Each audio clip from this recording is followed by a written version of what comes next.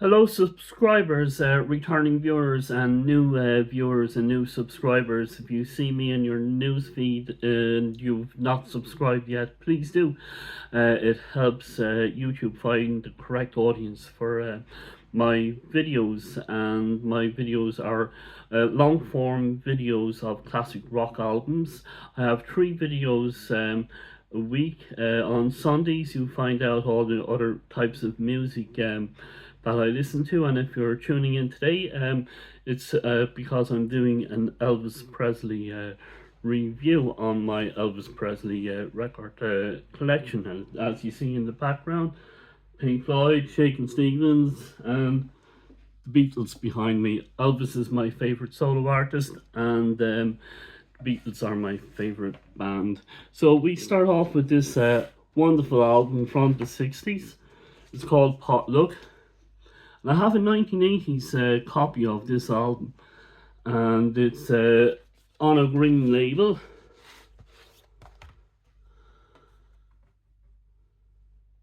And there's no mad kind of stereo effect on it. So that's wonderful news. Usually it would be kind of the early copies from the 1960s, 50s, 60s that you get all the electronic orthophonic sound effect on it, but this one doesn't, and there's absolutely nothing wrong with this album whatsoever. I bought it for £2 in Bridgewater, and it said warped but plays, and I played it, and there's no warp on it whatsoever, and it sounded absolutely perfect. And sometimes you'll buy albums that will have the crackle in them, and sometimes they're fine too, and take a chance on this, and yeah, absolutely perfect. So the catalog number for this is RCAYYINTS 5074.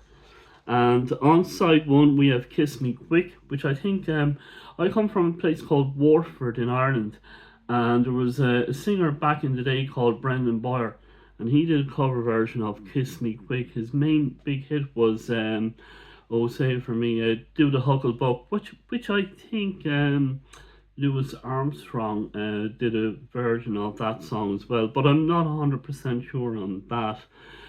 Brendan is also known to be the only person from my hometown to have met both Beatles and Elvis, and he won an competition on Opportunity Knocks in England back in the day, and he, as part of that prize, he got to do a concert in Liverpool. I think it was the Liverpool Palladium, and the Beatles were his support band. And then when he went over to obviously he met the Beatles then, and then when he went over to America to play Vegas, Elvis would be one of his guests, so he met both Elvis and the Beatles. Beatles as were his support band, and Elvis was in the audience for Brendan Boyer, and yeah, Brendan did Kiss Me Quick, that song down there, and it's on here. And I don't think Ringo Starr liked this song for some reason. So I remember seeing a documentary, and Ringo said he didn't like it. And then we have Just for Old Time's Sake, Going to Get Back Home Somehow, Such an Easy Question, Stepping Out of Line. And I think Stepping Out of Line was a song that didn't make Blue Why I'm Yours. And then I prefer the second side to this album. Has more of the ballads and more of the kind of classic songs on it on the second side. The second side starts off with Something Blue, Suspicion, I Feel That I've Known You Forever, Night Rider, Fountain of Love, and That's Someone You Never Forget. And that's just a classic side. And you have all these wonderful pictures on the back of the album. You can pause the screen there of all the other albums that are available, mainly the movie soundtracks, and we will be going through all of these eventually. We have the Elvis Christmas album, pictures of Elvis.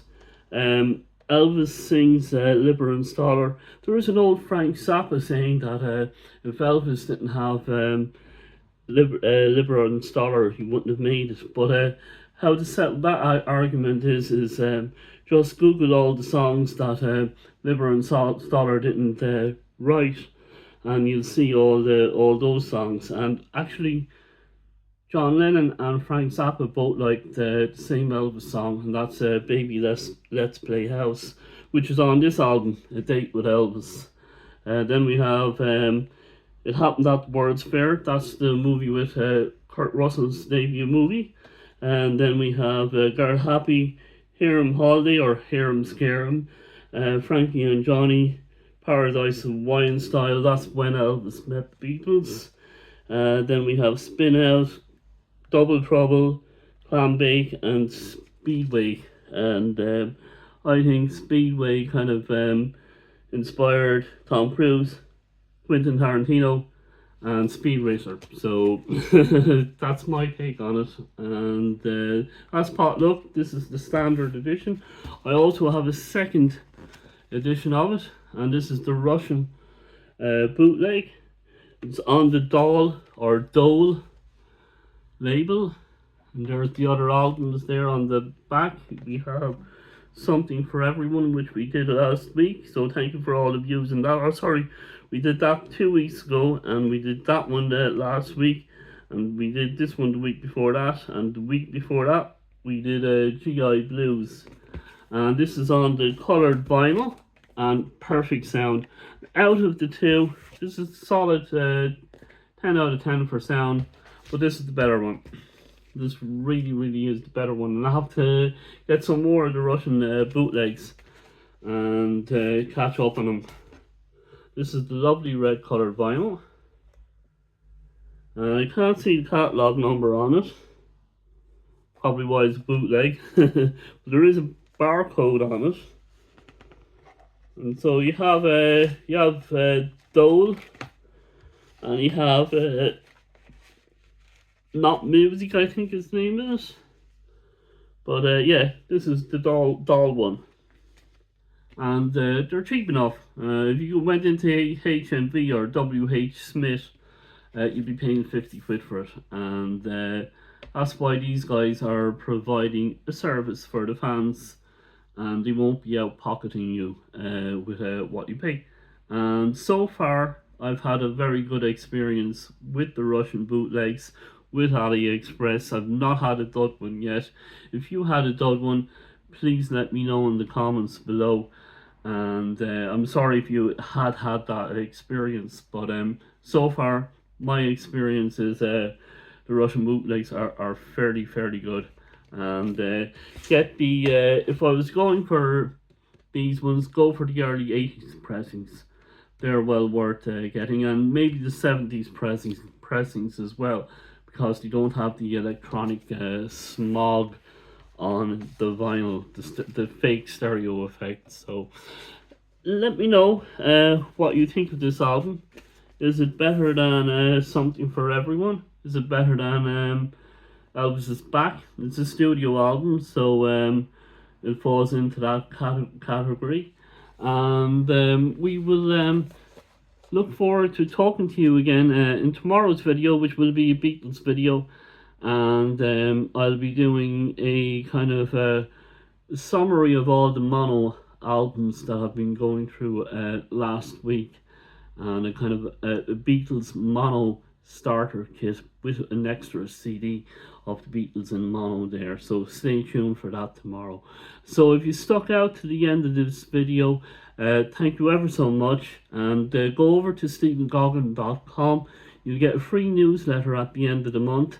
And if you want to support what I do, I have videos up on that site, and they're just £1 a video, and it helps go towards getting more records and all that good stuff.